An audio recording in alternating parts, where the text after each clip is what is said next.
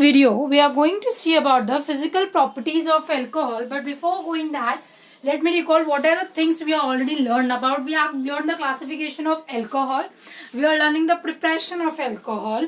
अब आपको एक मेथेनॉल और एथेनॉल का टॉपिक दे रखा है प्रिपरेशन का और यूजेस का, वो आप पढ़ लेना। किसको रेक्टिफाइड स्पिरिट बोलते हैं, किसको पावर अल्कोहल बोलते हैं, किसको डीनेचर्ड स्पिरिट बोलते हैं, वो आप पढ़ लेना एनसीईआरटी से। That you have to read out and learn it, okay. Then next we are going to start with the physical properties of alcohol. Let us start the physical property. I already told, हम इसको देख के पता लगा ले, इसको हम sense कर सके, तो हमको कोई केमिकल रिएक्शन नहीं करानी पड़े। That are the physical properties. So let us begin with the first, that is boiling point. आपको पता है व्हाट इज बॉइलिंग पॉइंट? इतना टेम्परेचर देना कि कोई भी सब्सटेंस अपने लिक्विड स्टेट से किस में कन्वर्ट हो जाए, वेपर स्टेट में, refers to as boiling point. Boiling point is directly proportional to molecular mass. Propanol, butanol, pentanol, hexanol, जैसे जैसे मोलिकुलर मास बढ़ता जाएगा बॉइलिंग पॉइंट बढ़ता जाएगा, क्योंकि हमको उतने ही भारी एटम, उतने ही ज्यादा एटम्स के बीच के बॉन्ड को क्या करना पड़ेगा, तोड़ना पड़ेगा to convert in the gaseous state.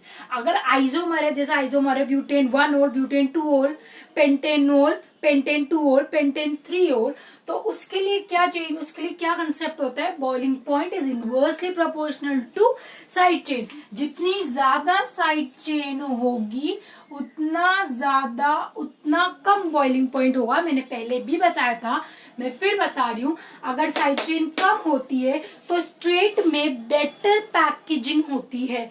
अगर स्ट्रेट चेन नहीं होती है, सिर्फ साइड चेन होती है, तो पैकेजिंग उतनी अच्छी नहीं हो पाती। कम टेम्परेचर पे ही मॉलिक्यूल अपने लिक्विड स्टेट से किस में चला जाता है, वेपर स्टेट में। तो boiling point in that case will be reduces as the number of side chain increases, boiling point itself reduces, okay. The next is, एक आपको यहाँ दे रखा है, मैंने कहा boiling point of alcohol is greater than their corresponding alkane. For example butane है और एक आपके पास दे रखा है ब्यूटेनॉल। किसका बॉइलिंग पॉइंट ज्यादा होगा? एल्कोहल का ज्यादा होगा, क्योंकि आपको खुद को पता है एल्कोहल में बहुत अच्छी पैकेजिंग होगी, तो हमको उसको तोड़ने में ज्यादा चाहेगा। या बोले तो इंटरमॉलिक्यूलर जो बॉन्ड होता है एल्कोहल का, जितने भी एल्कोहल के मॉलिक्यूल होते हैं ये आपस में एक दूसरे से कैसे कनेक्ट रहते हैं? Intermolecular hydrogen bonding, not intra, inter, दो मॉलिक्यूल के बीच का हाइड्रोजन बॉन्ड, इससे ये आपस में लिंक हुए हुए रहते हैं। क्योंकि इंटरमॉलिक्यूलर हाइड्रोजन बॉन्ड यहाँ पर प्रेजेंट है, इसको तोड़ना मुश्किल होता है। Where is in case of alkenes, normal butane है, there is no high electronegative atom, there is no hydrogen bonding. वहां पर ऑक्सीजन नहीं होता तो वहां हाइड्रोजन बॉन्डिंग नहीं होती। Next came to solubility. Solubility is inversely proportional to molecular मास।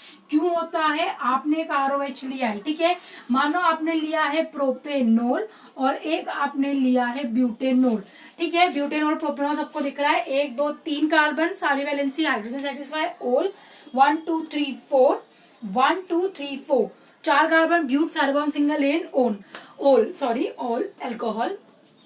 तो ये जो आपको दिख रहा है, अब इसमें नंबर ऑफ कार्बन एटम बढ़ गए। कुल मिला के देखा जाए तो अल्कोहल का कौन सा पार्ट बढ़ गया? हाइड्रोकार्बन वाला पार्ट। जितना ज्यादा हाइड्रोकार्बन वाला पार्ट बढ़ता जाता है उतनी कम सॉल्युबिलिटी हो जाती है इनकी वाटर में। ऐसा क्यों होता है? क्योंकि आपको पता है जितना भी हाइड्रोकार्बन वाला पार्ट होता है ये कैसा होता है? Non polar. वाटर कैसा सॉल्वेंट है? पोलर। नॉन पोलर पोलर में डिसॉल्व होगा क्या? नहीं। अगर कम पोलर है तब तो डिसॉल्व होगा, क्योंकि बहुत ही कम, मतलब थोड़ी बहुत अपन पोलैरिटी कह सकते हैं वाटर में डिसॉल्व हो रही है। अब आफ्टर दैट कौन सा पार्ट ज्यादा बढ़ता जा रहा है? Non polar part. जब नॉन पोलर पार्ट ज्यादा बढ़ता जाएगा तो पानी में क्या हो जाते हैं? ऑलमोस्ट इनसॉल्यूबल, क्योंकि क्या बढ़ जाती है? इनकी पोलैरिटी तो घट जाती है, water as it is polar रहता है, ओके। पहली बात अल्कोहल, अगर अपन लोअर अल्कोहल्स देखें जिनमें हाइड्रोकार्बन चेन बहुत कम होती है तो वो जनरली वाटर में सॉल्यूबल होते हैं। और रीजन आपको बहुत इजीली दिख रहा है, अगर वाटर मॉलिक्यूल प्रेजेंट है तो उसमें कौन सा बॉन्ड होगा, हाइड्रोजन। आप देखना जब आप लैब में सर एक्सपेरिमेंट करोगे, आप एथेनॉल को पानी में घोलोगे, इट विल इजीली सॉल्यूबलाइज, कोई इश्यू ही नहीं आएगा, because immediately alcohol form hydrogen bond with water molecule. Okay, The next we came with our section chemical properties of alcohol। पढ़ेंगे बहुत डिटेल में, लेकिन उसका किस वे में हम उसको पढ़ने वाले। Alcohol either behave as nucleophile और either behave as an electrophile. ठीक है, न्यूक्लियोफाइल की तरह कब ये बिहेव करता है, लेट मी रब ऑल दिस पॉइंट्स।